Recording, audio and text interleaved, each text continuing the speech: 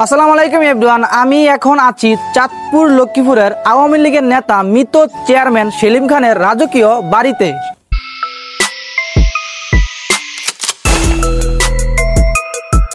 Chairman Selim খান ছিলেন চাঁদপুর লক্ষ্মীপুরের একজন ইউপি চেয়ারম্যান। তাকে সারা বাংলাদেশের মানুষ চিনত এবং জানত। সেই সাথে তিনি ছিলেন একজন আলোচিত এবং সমালোচিত ব্যক্তি। এখন আমি আপনাদের চেয়ারম্যান সেলিম খানের রাজকীয় বাড়িটি সম্পূর্ণ দেখাবো এবং ব্যাখ্যা করব, সেই সাথে তাদের কবরও দেখাবো। তাই ভিডিওটি শেষ পর্যন্ত দেখেন এবং শেয়ার করে অন্যকে দেখার সুযোগ করে দেন। চাঁদপুর জেলার চাঁদপুর সদর উপজেলার লক্ষ্মীপুর ইউনিয়নে বিশাল এরিয়া নিয়ে অবস্থিত চেয়ারম্যান সেলিম খানের এই রাজকীয় বাড়িটি। এই বাড়িটিকে বলা হতো চাঁদপুরের রাজপ্রাসাদ, কারণ বাড়িটির আধুনিক নকশা, উন্নত উপকরণ, চমৎকার কারুকাজ, আধুনিক স্থাপত্য এবং বাড়ির ভিতরের বিভিন্ন সুযোগ সুবিধার জন্য বাড়িটি চাঁদপুর শহরে আলোচনার কেন্দ্রবিন্দুতে ছিল। বাড়িটি হলো 2 তলা বিশিষ্ট। বাড়ির ভিতরে ডাবল সিঁড়ি ব্যবহার করা হয়েছে, যে সিঁড়ি দিয়ে একসাথে 2 দিক দিয়ে উঠানামা করা যায়।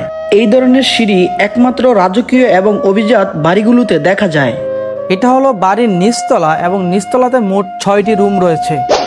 আমি এখন আছি বাড়ির 2য় তলায়। এই বাড়ির 2য় তলাতে মোট 8টি রুম রয়েছে এবং প্রতিটি রুমের সাথে সুন্দর প্রশস্ত বারান্দা রয়েছে। বাড়িটির ছাদ অত্যন্ত বিশাল এবং দৃষ্টিনন্দন। ছাদের উপর শীতল ও সতেজ বাতাস বয়। ছাদের উপর দাঁড়ালেই চোখে পড়ে চারদিকের অপরূপ দৃশ্য। ছাদের উপর এরকম বসার জায়গাও রয়েছে। যারা এখানে বিকালে ঘুরতে আসে তাদের অনেকেই এই জায়গাগুলোতে বসে বসে আড্ডা দেয়, গল্প করে এবং কথা বলে। এটা হলো ছাদের উপরের একটি রুম। এখানে বসার জায়গা রয়েছে, অনেকে এখানে বসে বসে আড্ডা দেয়। ছাদে যখন বৃষ্টি বাদল হয় তখন সেই বৃষ্টি থেকে রক্ষা পাওয়ার জন্য, বৃষ্টি থেকে নিরাপত্তার জন্য এই রুমটি করা হয়েছে। বাড়িটির পিছনে রয়েছে এক বিশাল চমৎকার সুন্দর সুইমিং পুল, যা বাড়ির সৌন্দর্যকে আরো বাড়িয়ে তুলেছে। বাড়িটির সামনের অংশে 2 পাশে 2টি করে মোট 4টি মনোমুগ্ধকর মিনার দাঁড়িয়ে আছে। বাড়ির সামনে 2 মিনারের মাঝখানে মাছ রাখার জন্য অ্যাকুরিয়ামের ব্যবস্থা আছে। সম্পূর্ণ বাড়িটির চারদিকে শক্তিশালী ইটের দেওয়াল দ্বারা পরিবেষ্টিত এবং সামনের দেওয়ালটি আধুনিক নকশায় সজ্জিত। বাড়িটির চারদিকে চলাচলের জন্য সুন্দর প্রশস্ত রাস্তা রয়েছে এবং বাড়িটির চারপাশ সবুজ শ্যামলে ও গাছপালায় ঘেরা। এক কথায় এই বাড়িটি যেমন রাজকীয়, তেমনি বাড়িটির চারপাশ অপরূপ সুন্দর। এই বাড়িটি চেয়ারম্যান সেলিম খান এবং তার ছেলে নায়ক শান্ত খানের খুবই শখের বাড়ি ছিল।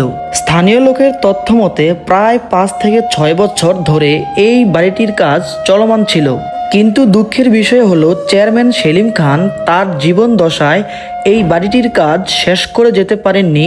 বাড়িটির অনেক কাজই বাকি ছিল। 2024 সালের 5 আগস্ট সরকার পতনের পর বাড়িটিতে প্রচুর ভাঙচুর করা হয়।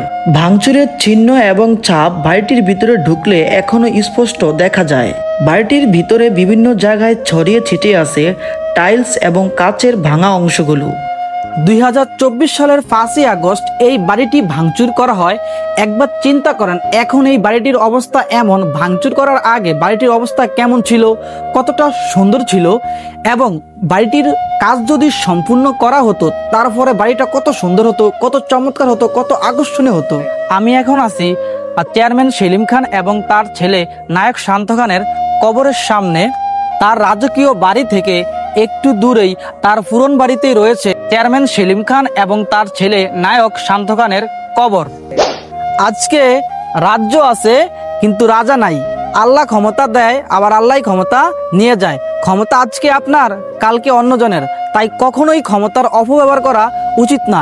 এটার অন্যতম একটা দৃষ্টান্ত হতে পারে এই চেয়ারম্যান সেলিম খান। বর্তমানে বাড়িটি সম্পূর্ণ খালি এবং পরিত্যক্ত অবস্থায় রয়েছে। চাঁদপুরের মানুষের কাছে এখন বাড়িটি দর্শনীয় স্থান হয়ে গেছে।